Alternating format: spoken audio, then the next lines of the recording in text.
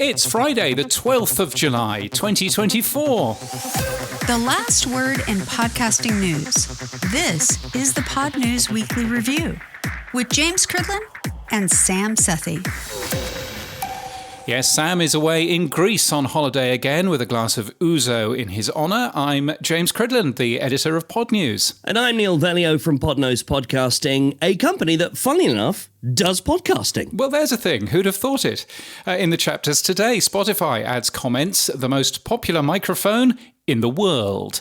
And YouTube is biggest again. Plus, I'm Pary Bell. I'm the Chief Executive Officer of the Podcast Exchange. And later, we're going to be talking about podcasting in Canada. He will. This podcast is sponsored by Buzzsprout with the tools, support and community to make sure you keep podcasting. Start podcasting, keep podcasting with Buzzsprout. From your daily newsletter, the Pod News Weekly Review. So, Neal, who are you then? Oh, that's a question that my parents often ask me when they're looking at me with disappointment. Essentially, I'm an ex-radio nerd like yourself, spent a couple of decades in that industry and fell in love with audio and started experimenting with podcasting stuff in the early 2000s, like many of us did, us OGs, as the new breed like to refer to us. And yeah, I started doing sort of podcasting for myself, fell in love with the medium, and then branched out essentially into consulting, working with brands. And so now, sort of a bit of a double approach, really. I do a lot of work with brands in getting their brands out there through podcasting, but also individuals that need a little bit of guidance and some help with, tidying up their podcast, making them sound a little bit more engaging. And that's what I love to do, is sit and just listen to podcasts all day and get paid for it. It's fantastic. I recommend it as a job, James. And people would have recognised you because I think you contacted this very show, a year or so ago, and you basically said, the edits are awful. No, I would never been so rude.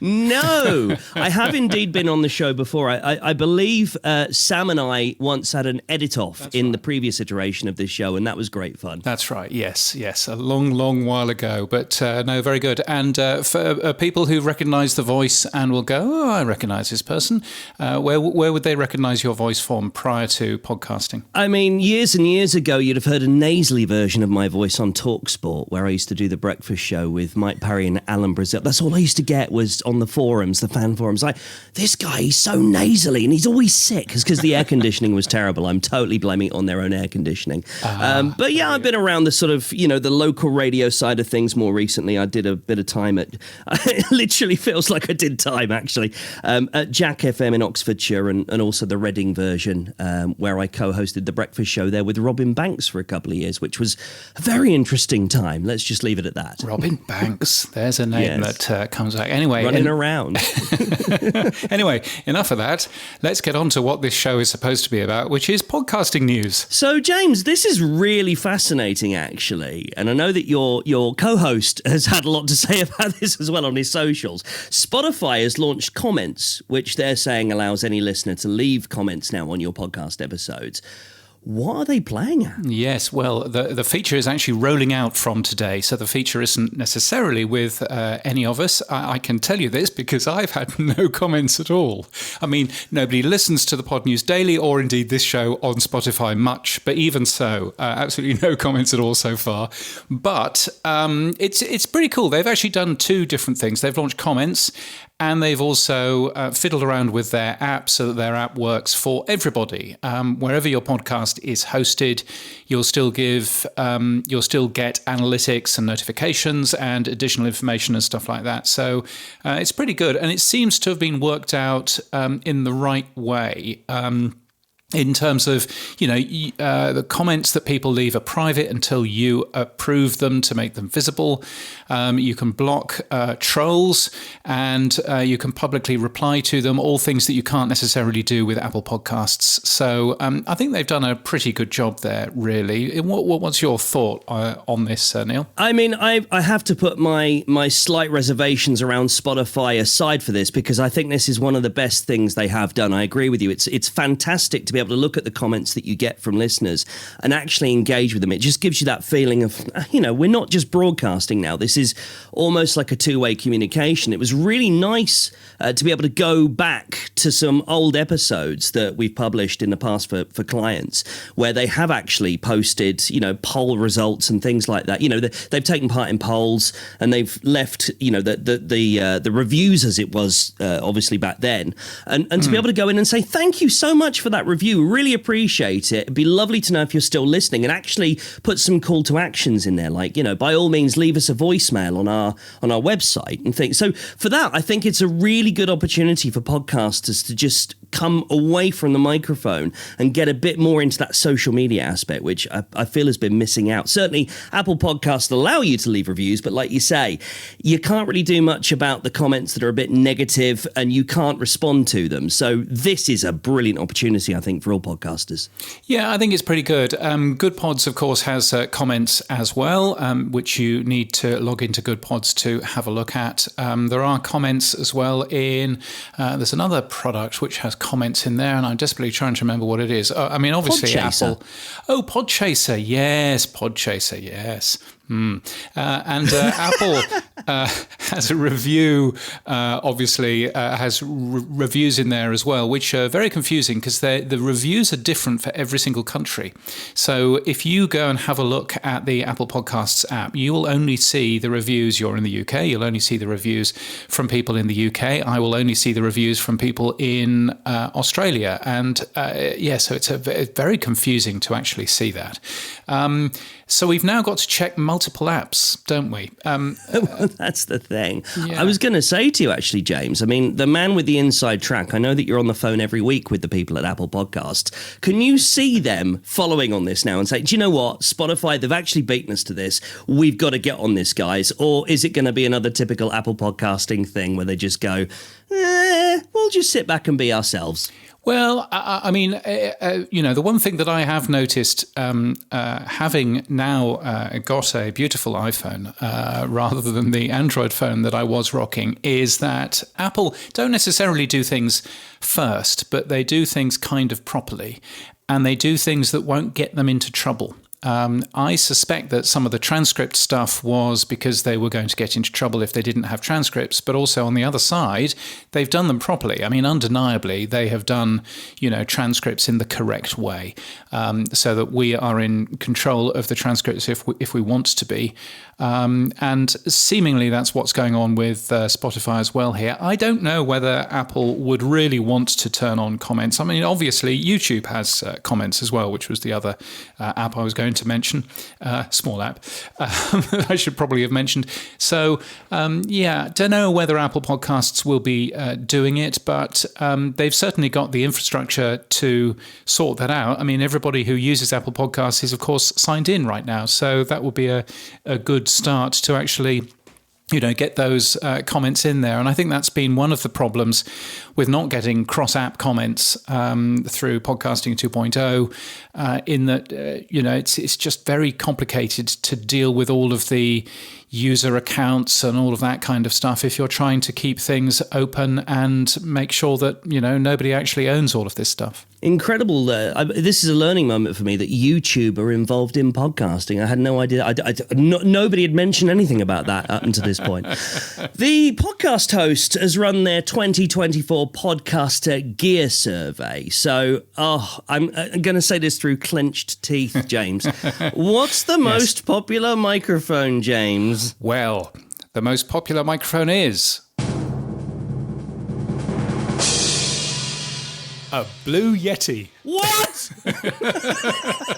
What? Yes, a Blue Yeti is the most popular microphone. Now, having said that, people who've been podcasting more than 5 years, i.e. people who know what they're doing, have pretty well moved on to Shure microphones, either the MV7 or the SM7B or the SM58. Is it the SM58 or the SM58? I've got no idea. Anyway, but you can very clearly see, yes, everybody jumps into podcasting at first with a Blue Yeti. I'm assuming, Neal, that you are not a particular fan of the Blue Yeti. Would that be a good assumption? I mean, they would have to prise my Rode microphone out of my cold, dead hand to get me to use a Blue Yeti, honestly. I'm not a huge fan of Blue Yeti. This is the interesting thing, actually. So, okay, without wishing to turn this into the Neal Veglio LinkedIn campaigner thing, because most of my followers on LinkedIn, they'll know that I'm the anti-Blue Yeti guy. And it's sort of, there was a colleague yesterday actually mentioned, whenever I see a Blue Yeti or mention of it, I always think of you, which means obviously I'm on brand.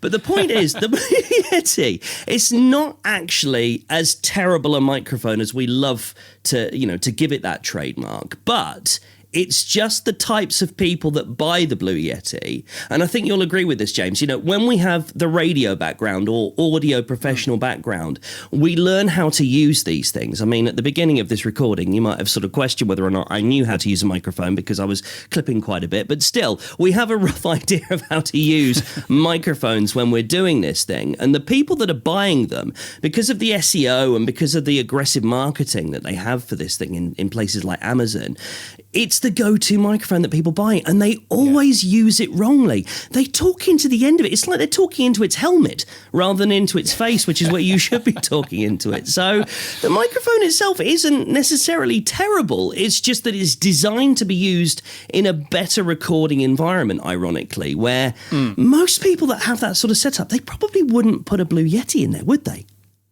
Are you the only person saying this, Neal, or are there other people saying this too? This is the beautiful thing. I get to actually have some backup here because a friend of ours, I think he's been on the show before, Joe Casabona, who is a US-based chap, he actually did a comparison video between the Shure SM7B and a Blue Yeti. He actually bought a Blue Yeti. I thought he was mad, but when I figured out why he was buying a Blue Yeti, it all made sense. He wanted to do a comparison side by side and put this argument to bed. And I believe we've got a short clip to play of his experiment. The Blue Yeti, if not configured correctly, picks up a lot of sound. And so if you have it next to your laptop and your laptop fan is going, people are going to hear the fan. It's a mic that it's easy to get started, but it's not very straightforward if you want to use it correctly. And so you can hear the difference in the two. So I'll just do my normal podcast introduction. I will set this to cardioid gain all the way down. This is plugged into my computer, no processing whatsoever, right? It's just the clean audio from the Blue Yeti. Hey, everybody, and welcome to another episode of How I Built It, the podcast that asks, how did you build that? It is opening week here in the United States. Aaron, how are you today? Okay, so now I'm talking on the Yeti. I'm going to switch back to the Shure SM7B. So now you've got the comparison, both about the same distance, gain all the way down. Would I recommend this microphone for podcasters? No. There are better options out there at the same price point, like the Samsung Q2U is good. The Audio-Technica AT2100X, really good. They are both the same price, and I think they are better. Well, there we are. Joe Casabona has spoken. Yeah, I mean, it's interesting. There's a national radio station in the UK that you'll be aware of. It's called Boom Radio, and it's full of old folk who are doing all of their own shows from home. And the chief engineer of that radio station tested an awful lot of cheap USB microphones and basically went, okay, which is the right microphone for the for the broadcasting talent that we've got on this station? And you know what they actually send out to new DJs? I would take a guess. Would it be the Samsung? It's the Blue Yeti. No! Yes. So when you're listening to, not necessarily David Hamilton, but when you're listening to somebody of that ilk on that radio station, chances are he's using a Blue Yeti. Apparently a Blue Yeti, if you use it correctly, isn't a bad mic. But if you don't use it well, then it kind of is. And I do wonder whether or not people in podcasting conferences and things, we talk a lot about equipment and we don't necessarily talk about how to use it correctly. And I think, we kind of forget that we learned all of this stuff in radio school a long, long time ago. I actually paid some money for my radio school a long, long time ago. And we kind of forget that. And possibly that's kind of a mistake on our part, that actually there are quite a lot of new people into audio who don't really understand how close to be to a microphone, what to do when they're talking into a microphone, and so on and so forth. Maybe that's a marketing idea for Blue Yeti, is to, with the sale of every microphone that they make, they should throw in a free, microphone technique course from, a PDF or something like that. That might be quite useful. So YouTube is now the most used platform for podcast consumption, says a report from Cumulus Media and Signal Hill Insights. Yes. Yes, the most used platform. And it's not just them saying that. Apparently, 3 studies across 2023 and 2024 has put YouTube as the most used audience platform in the US. Now, in the US is important because the US works differently to other countries. And if you'd have seen the keynote that I gave at the podcast show in London, then you would have very much seen that. But 31% say that it's the platform they use the most, followed by 21% for Spotify and Apple for 12%. And I'm kind of looking at that and I'm thinking, is this measuring what I think they're measuring, podcasts, or is it measuring what people think are podcasts on these platforms?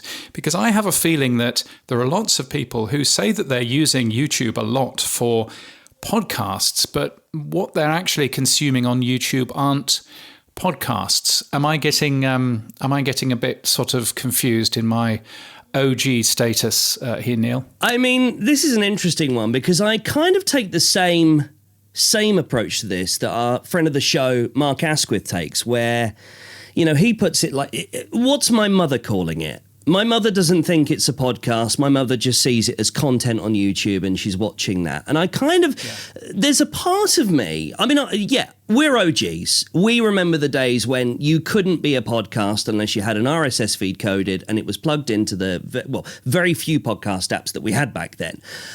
But at the same time, I do understand that, there needs to be a way of measuring the consumption of this content. I think there's nothing wrong with calling it a podcast. The problem is that you need to then make that differentiation between, is this podcast that is served via audio, or is this a podcast that's served via something else? And in which case, maybe there needs to be a bit of a breakaway measurement which stipulates that. I mean, for example, can you imagine like the regulatory body and the measurement body in this country, RAJAR, if RAJAR was to suddenly say, okay, so, an internet radio station that's broadcasting from Edinburgh gets compared to an FM radio station in London, you'd be looking at that and going, well, that's obviously you got Midas, which covers online listening, but it just seems like it's a bit of an unfair kind of, crowbarring in of, right, well, YouTube gets to take over all the measurement, gets to take over all the rankings because it's the biggest platform. Oh, and it happens to have something on it that people call podcasts. Yes. And when I go to youtube.com/podcast, which is apparently their podcast sort of homepage, most of the things in there aren't what I would call a podcast. I mean, there's the American NBC News from yesterday. Is that a podcast? I'm not necessarily sure that it is. Somebody actually worked out that a good definition for what a podcast is on YouTube is a video where you can see the microphone. And I thought that was a pretty good. That was a pretty good thing. If you can't see the microphone, it's not a podcast. But if you can, it's a podcast. But I do worry that the numbers that we're getting now are just confusing things. I've just had this email from somebody. I'm not going to mention the company, but they have 2 shows. Right? 2 shows. Now, one of the people I've heard of, one of the people I haven't, but nevertheless, 2 shows, and they are claiming more than 1 billion impressions a month. Now, Now, I've replied and I've said, hello, Keegan, the person who has done the PR for them. More than 1 billion impressions a month. What does this mean, please? The company has 2 podcasts. One of them gets 25,000 views for episodes, because you can see that on YouTube. The other one gets about 125,000 views for each episode. How is the company getting to 1,000 million impressions per month, please? I mean, that, and what's an impression anyway? So I'm kind of there thinking, I don't really understand what the numbers are. And I'm a little bit confused whether what people are calling a podcast for these surveys, because these surveys aren't based on anything more than just asking somebody, how do you listen to podcasts? I just wonder what these numbers really are. But fascinating, and doubtless YouTube will be talking about that even more when they keep on talking up YouTube as a destination. The only thing I can say is, if you look at the podcasting ecosystem, you don't need hosting companies if YouTube is number one. You don't need sales houses because the sales will be done by YouTube. You don't need, there are great swathes of the industry which will just go away if YouTube ends up being number one. So be careful what you wish for, I think. You're very true. Great point there at the end as well. Absolutely. Be careful what you wish for. I think it's true for a lot of things in podcasting. Moving on then, so a brand new rewrite and redesign of the popular iOS podcast app Overcast is going to be appearing soon, James. Yes, I'm very excited by this. Very excited. I can hear it. Yes, very excited indeed. It's almost Overcast's 10th birthday. That happens on July the 16th. So Marco Arment was talking on the latest Under the Radar podcast and says that it's going to be quite a big redesign, and he's also expecting quite a lot of negative feedback. I kind of have to do what I think is right for the overall design for me and for new customers, and I try to respect existing customers as much as I possibly can. But at the end of the day, it's not a democracy. I have to do what's right for the app, and so I'm going to just take the feedback and again, some of it will inform actual change. If I get enough complaints about something and I think there might be a better way to do this, I'm willing to change it. And I think I'm very excited for this because Overcast is the main podcast app that I use. I do use others, but it's the main one that I use. Super excited by it. I'm assuming no podcasting 2.0 because he's been very vocal about that sort of thing in the past. But it'll be interesting to see what podcast app do you use, Neil? I'm a bit of a Luddite, I'm afraid. I am very strictly I've got allegiance to Apple. No. Apple Podcasts, and there is a reason, honestly, why I use. Not that I'm making an excuse for it, like it's something to be ashamed about. It's not like voting for reform or something, but it's like it is a case of for clients, it is the number one podcast app, regardless of what people like Signal Hill Insights and Cumulus Media might be telling us. And to have an idea of how your podcasts are performing in the app is obviously quite fundamental to being able to do your job as a podcast manager and consultant. So that's kind of like the main reason why I started using it quite religiously. But honestly, it does what I needed to do. It's simple. It's got the time shift if you need it. It's very clean. It's very reliable. It rarely goes down.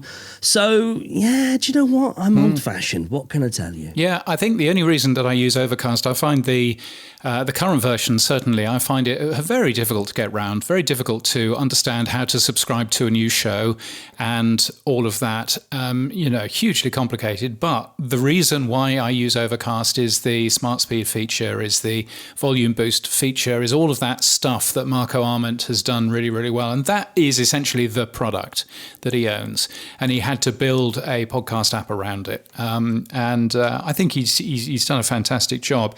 If Apple was to put silent skipping into their app and a bit better speed control, then and I hear Adam Curry getting more and more angry every time I mention speed control. But yes, if Apple were to put that kind of thing in there, then I would probably jump straight to Apple in a heartbeat there because that's the thing that I want. I want to be able to chomp through quite a lot of shows in relatively fast time. But you can also see on Apple's side that they will get lots of criticism from people like Adam Curry saying, how dare you put silent skipping in, and how dare you put, additional compression and all this kind of stuff in there as well. So, again, it's Apple doing things properly and doing things right. And that probably means that we're never going to end up seeing any of that. But I'm fascinated to see what Marco has done and see whether or not it's a little bit easier to end up using. So that's coming out anytime soon, which is very exciting. Can I get a little bit of showbiz for a moment, James? And, for a moment, Neal. Well, okay, for this particular moment. Yes. And just say how honoured I am to be in the company of a colleague of Howard Stern's, given now that the Pod News Daily podcast is broadcasting on Sirius XM in America. And you and Eminem are going to be going to the company dinners, I'm sure, in the near future. Yes.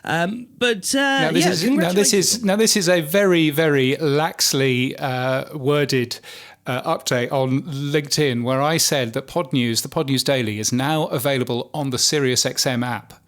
And everybody has jumped to the conclusion, as you have, that I'm now broadcast on Sirius XM. It's absolutely not the case. I'm just a podcast available on that app. It's nothing more exciting. But but I was particularly excited to at least be in there. It's not something that every single show gets. So I was quite pleased about that. Well, I'm delighted for you. And I think we need to really work on your marketing in terms of how you absolutely present this stuff in the future to the outside world. But anyway, with the Pod News Daily podcast, which of course I listen to all the time, I'm sure you see Oxford showing up in your stats every single day. You go all around the world with this show. So what does your frequent flyer account look like, James? My goodness, I'm very close to lifetime gold, which I'm very excited by. And I'm kind of thinking, when I hit lifetime gold, which should be in about 2 years, I'm kind of thinking, is that it? Can I actually stop flying around the world then? That would probably be useful. The airline that I use loves me so much that during the pandemic, they sent the in-flight magazine to my house, just in case I missed it. So, But anyway, earlier last month, I was in Canada at the Power Up Podcast Summit there, and I bumped into Pary Bell. Now, he's the CEO of TPX, the Podcast Exchange, and I was curious about how podcasting works in Canada and what the Podcast Exchange was. The Podcast Exchange is I would call it a boutique agency in Canada that specializes in understanding the research and the platform of podcasting, with a rich history of being a first mover in Canada. And it offers services of helping brands and agencies connect with listeners on podcasts by representing publishers that are in Canada, both Canadian and international publishers. We also offer research and production assistance and other services. But the majority of our business really is in, let's call it, evangelizing the benefits of the podcasting platform to agencies and brands who are looking to really connect the dots with their audience and their targeted users. So that's where we live. And you joined from Rogers Sports and Media, and transitioning away, I guess, from sort of sports broadcasting and sports work into podcasting. What was your initial impression when you joined TPX earlier this year in terms of the Canadian market? Yeah, I have been working in the Canadian media industry since 2000. So I've been a pioneer on the digital space, and I've seen the digital evolution from traditional broadcasting and traditional magazines and the growing pains that went with it. And in stepping into the podcast industry, I've noticed it feels a lot like 2009 or 2010 did digitally, where there was a race to acquire inventory and scale and learnings from the past. And so I find it a very interesting, almost Wild West, where it's finding its footing, both in Canada and internationally. And there is no doubt that the platform is growing in leaps and bounds. Everyone, even my own 79-year-old mother, is listening to podcasts. And it's amazing how passionate people are about it.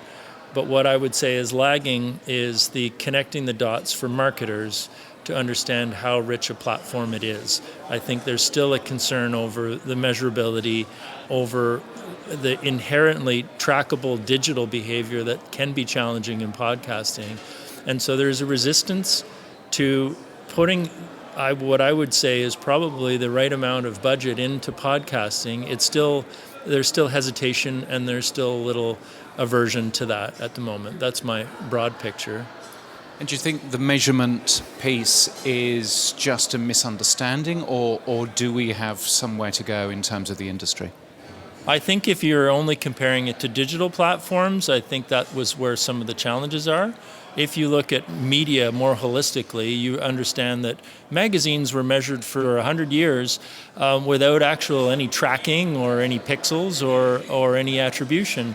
You simply found a sample that you agreed to and you moved forward. Same thing with television, same thing with outdoor signage. You get comfortable with the measurement. I would say podcasting is still in that stage of there's a desire for it to be as completely digital as other digital platforms, yet the convenience of it is by being downloaded and being offline, there's certain things you can't actually get. And so from a user perspective, it's actually really nice and convenient, but from a deeper tracking perspective, it's not there. And so I think the industry needs to figure out that balance point where you understand the values of the platform and the limitations, and you move forward. So I'd say it's more a nascent issue. It's still not understood, and it hasn't come to a comfortable spot. One thing I find incredible, having stepped into this industry relatively recently, is the notion of collaboration across the whole industry. That there are competitors who understand that it's on all of us to increase the awareness of what podcasting can do, and that relationship with the listener and how intimate it is. We are all, the old saying of all boats rise with the tide, we all will benefit if we work together. It's been fascinating to read some of the stuff that you've been writing about with regards to ad standardization, about a community. I have felt a sense of community even with our competitors. So one of the things I've done is I've been meeting with our competition, and I haven't worked in any other media industry where it hasn't been knives out. This has been incredible. There is a genuine interest for everyone to make podcasting successful. So I found that really inspiring. You have a big neighbour to the south of us. Yes. What's the difference, do you think, between the US podcast industry and the Canadian podcast industry? It's both a blessing and a challenge at times in terms of the U.S. culture does definitely roll into Canada. So in terms of often the biggest shows and the most popular shows are the ones that are in the U.S. Canadian culture, in Quebec, the French culture is very similar to Australia, where there is this notion of nationalism, and your top shows are going to be intrinsically French-Canadian, and they're going to not be replaced by France. But in English Canada, our biggest and most popular shows are generally going to be the U.S. shows. The challenge with the Canadian market is that we are a fraction of the scale in terms of population. We have a community that tends to be, we're very cautious people. I think Canadians historically have taken risks, but we are often very conservative on our approach, and we like to wait and see. And so it puts us in a situation where there's tremendous growth happening in podcasting in Canada, but we are probably 4 or 5 years behind the trend line of what it is in the US per capita. And so there is still opportunity. I see it as continuing to evolve, but we're behind. What podcasts do you represent in terms of ad sales? You're representing Canadian stuff, or is it more than that? We have a mix. We have some brands that we have helped get up and going. We host, we provide nurturing and support with them, and they are good Canadian grassroots businesses like the Loonie Hour. We have brands that we represent in Canada, some exclusive like Chorus, some non-exclusive like the CBC. We work with great Canadian publishers, but we also do a lot of our work is with some amazing US content, with iHeartMedia, with All Things Comedy, Soundrise, with WNYC. We've been extending our own networks, and we're doing a lot of business development around trying to find appropriate premium publishers to partner with. Now, many podcast ad companies are global in nature. You've got, Spotify out there. You've got Acast out there. Global DAX, although that's sort of changed a little bit in this market. What advantages does TPX have in being a Canadian, focused on Canada? I think it's another, again, I step back into the media industry. There is something great about being Canadian, about being focused on Canadian people, on Canadian listeners, on Canadian brands. There is always a strong global presence. In digital in the past, it's been and continues to be Google and Facebook and Instagram and TikTok. It was Yahoo in the past. It has been other brands. I guess they're still around. But in terms of dominance, there was always a look at Canada from the international perspective as, well, we'll just open it as a sales territory without really understanding the culture, without really understanding the problems that marketers in Canada might have that might be different from Sweden, or they might be different from the UK, or they might be different from America. And so one advantage that we have is we are very Canadian, and we're very focused on Canadian solutions. So we are 100% Canadian. We are not selling internationally. We are focused on monetizing and helping Canadian marketers connect with Canadian listeners. I think that oftentimes global companies look at Canada as a little bit more of you're just like the America market. And so we are often treated very homogeneously and thought of as very similar to our American cousins. Once you step into Canada, you realize that there is a nationalism, there is a unique identity and culture. And so our approach is very much through that Canadian lens. And where do you see the future going in terms of podcast advertising? And I guess I'm particularly interested in whether there is something that the industry could be doing to help the industry grow. I'm really excited about the opportunity. I think as the media world gets more and more challenging to prove the return on ad spend, as marketers have more and more challenge in defending their budgets, one of the really interesting things is podcasting is one of the platforms where the data shows that if it is good advertising, it's contextual, and you're leveraging that host-listener relationship, people don't mind listening to the ads. In fact, they will listen to the ads and they'll act on the ads. And so I think that there'll be a bit of an awakening as more marketers are actually looking to legitimize where they're spending their money. And they will find that they will start to increase. So the first step is trying it, and then they'll get good feedback, whether it's through brand attribution, through brand list studies. There is a way to show that there is ROI on their spend. I think it's getting harder and harder and harder for marketers to defend that, and so ultimately, this area of growth it's fascinating to watch. Thank you so much for your time. Our pleasure. Thank you. The Pod News Weekly Review with Buzzsprout. Podcast hosting made easy. So let's take a trip around the world then, James. Yes, let's. Let's start in Sydney, in Australia, where I am. There's a company who says that traditional ad agencies don't understand podcasting at all, creating wastage for advertisers and jarring ads for audiences. It's a company called Earmax Media, which I quite like Earmax as a name, because it turns out that one of the people who runs it is Andy Maxwell. So you can see what they've done there. Nice. Yes, they are Australia's first specialist podcast media agency, which will probably come as a surprise to the podcast media agencies that already exist here.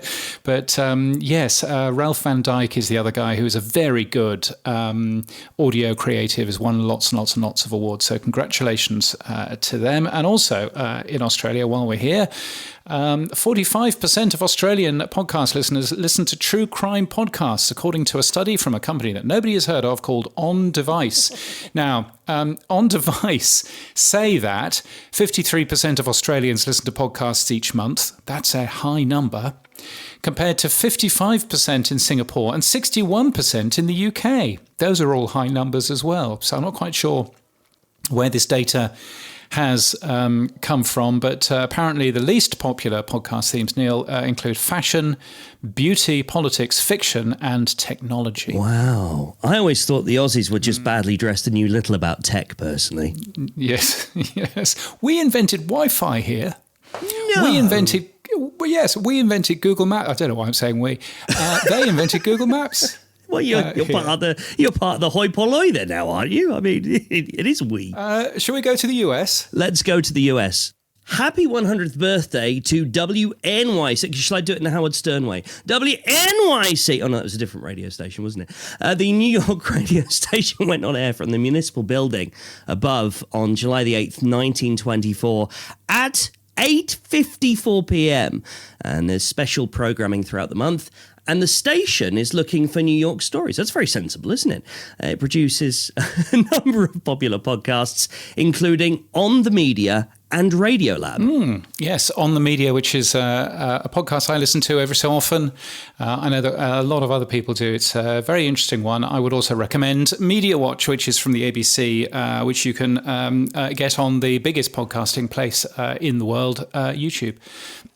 Although WNYC, I mean, it's a talk radio station, and is podcasting going to overtake it? Yes, because in the US, podcasting is almost as big as talk radio, according to Edison Research. For people aged 13 to 64, podcasting is already bigger. Yes, old people don't listen to podcasts as much as young people do. That's clearly it. And then finally, in the UK, the BBC's newscast. You'll like this, Neil. They did what the BBC breathlessly called an amazing experiment. It was a 6-hour show broadcast live. Wow. I mean, imagine broadcasting a show live. Lest us remind ourselves that the BBC started doing a very similar amazing experiment in 1922 when they were broadcasting radio shows live just 37,122 days ago. But anyway, congratulations to all involved. They're unaccountably very proud about doing a live show. Weighing on their chips, James. Come on. It's quite a thing. Come on. It's quite a thing. Right, People News. Dave Zorob has left Chartable. Chartable, of course, bought by Spotify in 2020.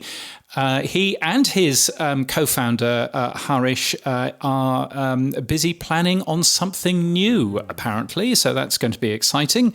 I wonder whether that means that I'm going to see him at Podcast Movement. If I'm seeing him at Podcast Movement, that means that whatever it is he's working on is something to do with podcasting, but it might not be.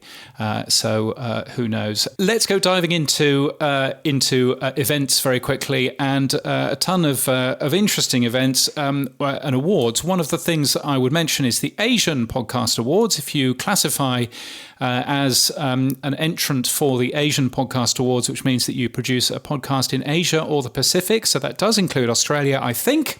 If you are producing shows in that, then you might get yourself a flight to Kuala Lumpur in September to attend the Radio Days Asia Conference and Podcast Day. And you'll get even more of me in person if you do that. So you can enter that. Yes, nobody wants that.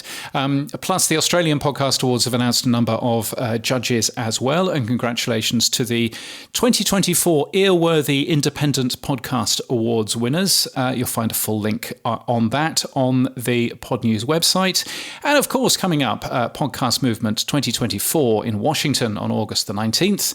And of course, Podcast Day Asia on September the 3rd in Kuala Lumpur. There's codes to save and all of that sort of thing in podnews.net/events. The tech stuff on the Pod News Weekly Review. Right, well, it's the stuff you'll find every Monday in the Pod News newsletter. Here's normally where Sam talks technology, but it's Neil, a man who has told me just before we came on that he doesn't understand technology at all. What's an RSS feed again? Just explain that to me, would you? Now you know that, don't you? Just about. Finally figured it out. Hoy, and now this is going to really test my Spanish, isn't it? Hoy Oh, yes. en el pay. is now measured by OP3. I know I got that. Now, this is the interesting thing. My wife is actually, she's a Costa Rican native. She would be screaming at me right now. Yes. Some episodes are doing almost 500,000 downloads. Apparently. Yes, they're doing very, very well. It's a massive, great big show. It's essentially the equivalent of The Daily, but out of Madrid from the El País newspaper. That's how I pronounce it because I don't know any better. But they're now using OP3 as open, independent measurement as well, which is a good thing. Have you used OP3 for any of your stuff, Neil? I haven't, but I have been watching it with interest, and I think it's definitely going to be on the plan for me. I've got another podcast I'm launching quite soon, actually, and I'm very seriously opening that one up because it sort of lends itself, the podcast itself lends itself to transparency, so I thought that would be a really good opportunity to try it out, actually, so that's good.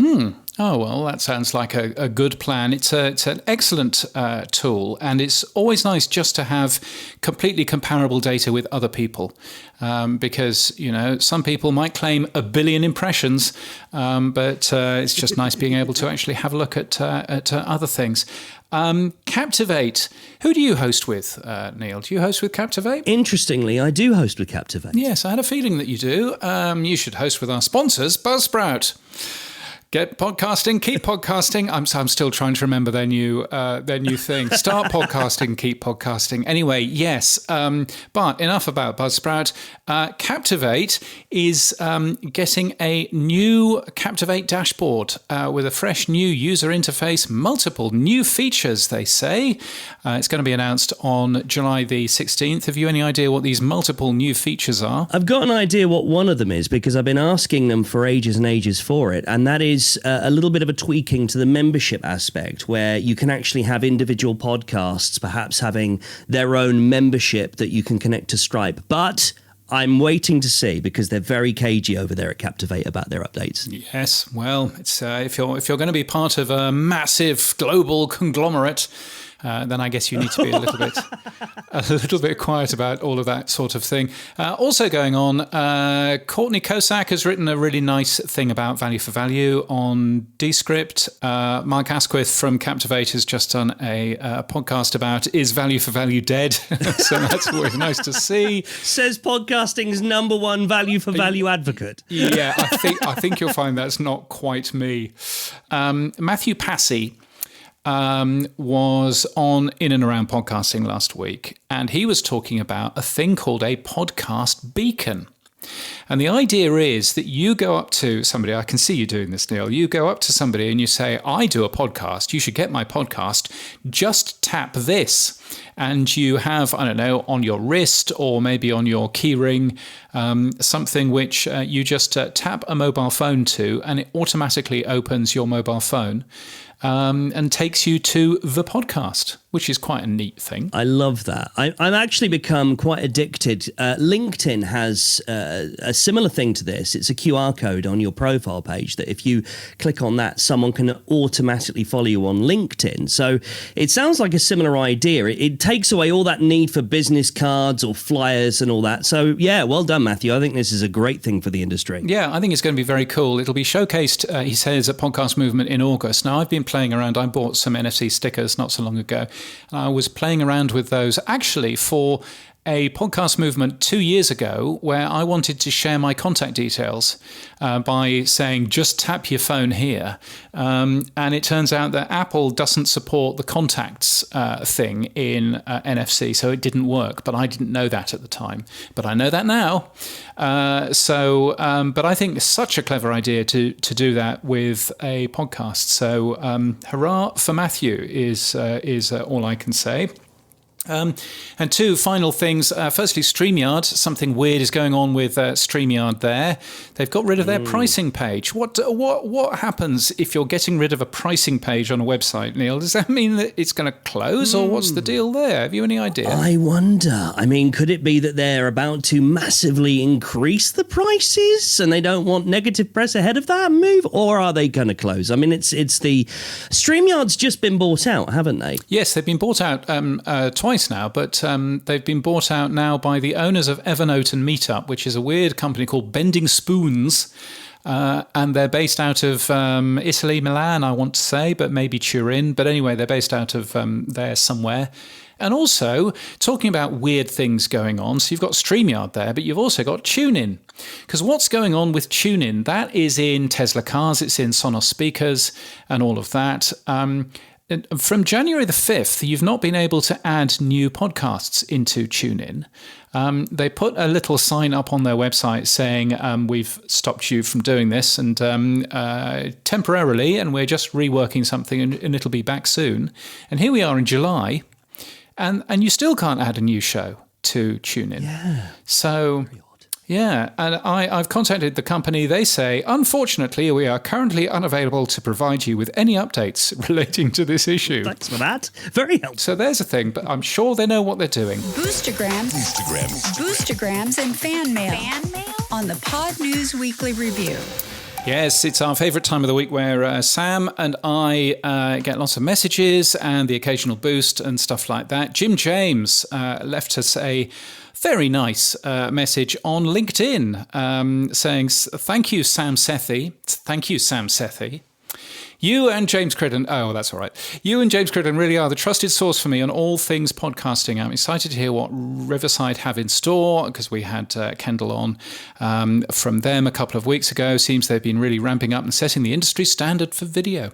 Thank you, Jim, for your kind comments. Thank you also to Alban Brooke, who has used Buzzsprout's fan mail. If you want to use fan mail, there's a link in our show notes and you can send us a text message. He says, thank you for the kind words about the Buzzsprout rebrand. As much as I'd love to take credit for it, says Buzzsprout's head of marketing, Buzzsprout's VP of design, Cameron Mole, led the project, and he's done an excellent job on that. And that's a man who knows how to do marketing. Clearly, as well. Yes, he's very, he's very, very good. It's not down to me; it's down to my other brilliant colleagues. That's a marketer for you. Yes, that's exactly the right thing. And we've received a number of boosts, haven't we? We have. I love this one from Gene Bean. Now, I'm supposed to know the technical reason for the 2, 2, 2, and 2, aren't I? But I don't, because I'm still very primitive around the whole value for value. It's a row of ducks. It's just called a row of ducks. Oh, a quack, quack, quack. That's excellent. It's like bingo. Where's legs 11?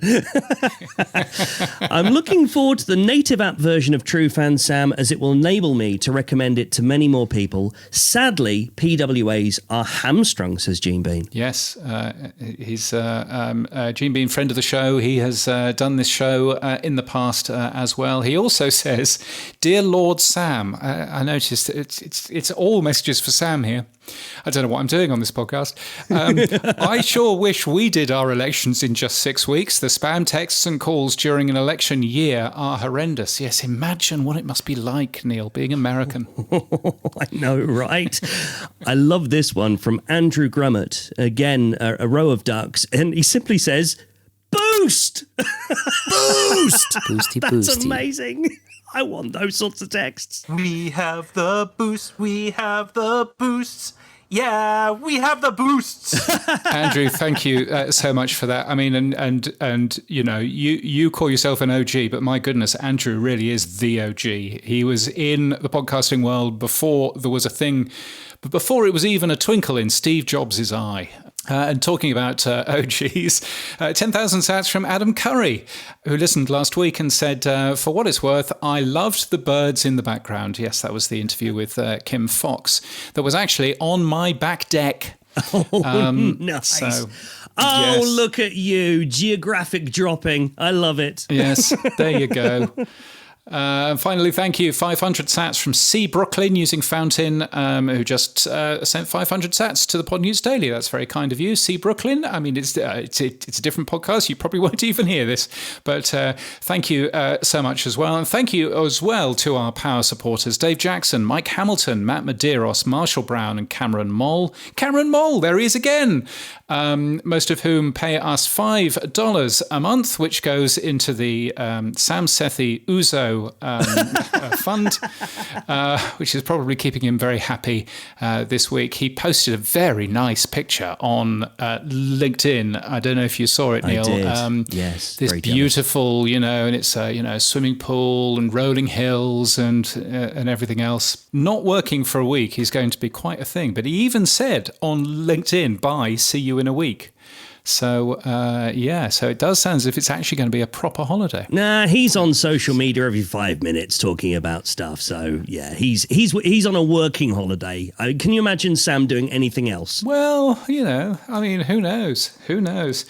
Anyway, this is normally the time where we say, Sam, how's your week been? But that would be a little bit weird. So what's a typical week look like for you then, Neil? So I don't get to do my Sam Sethi impression. Okay, that's absolutely fine. I'll move on from that then. So for me, it's quite simple. It's just listening to podcasts, essentially. Sometimes for clients and sometimes for just pleasure. But yeah, essentially, I do podcasting all week long. I love it. I live it. I breathe it. I dream it. My wife is getting fed up of me in the middle of the night, waking up in a cold sweat going, "Oh no, I forgot to edit the ums." So yeah, that's literally my life. What happened for you this week, James? Not an awful lot, to be honest with you. It's been a nice, quiet week. I've been planning a few conferences that I'm speaking at. One in early October, which is going to be very posh indeed. I'm speaking in front of some very, very impressive people. The boss of the BBC is going to be there. Ooh. Yes, Tim Davie himself is going to be there. Fun fact that you will appreciate, Neil, and no one else will. Yeah. Before he worked at the BBC, a long, long time ago, Tim Davie worked for Pepsi. Oh. And one of the deals that he did a long, long time ago was sponsor something called the Pepsi chart. No, that's him? Yes, and he was in charge of that. So there's a thing. Radio history right there. I remember that was one of my first jobs, was playing the ads in the middle of the Pepsi chart in the extra hour that the cheap radio stations got. Radio stations, I love it. Anyway, that's it for this week. If you enjoy the podcast, the newsletter's better. Find it at podnews.net and also find the Pod News Daily wherever you get your podcasts. And there are longer interviews in the Pod News Extra podcast as well. You can support this show by streaming sats. You can give us feedback using the link in our show notes, or of course, send us a boostergram. Our music is from Studio Dragonfly. Our voiceover is Sheila D. We use Clean Feed for the audio, and we're hosted and sponsored by Buzzsprout. Start podcasting, keep podcasting with Buzzsprout.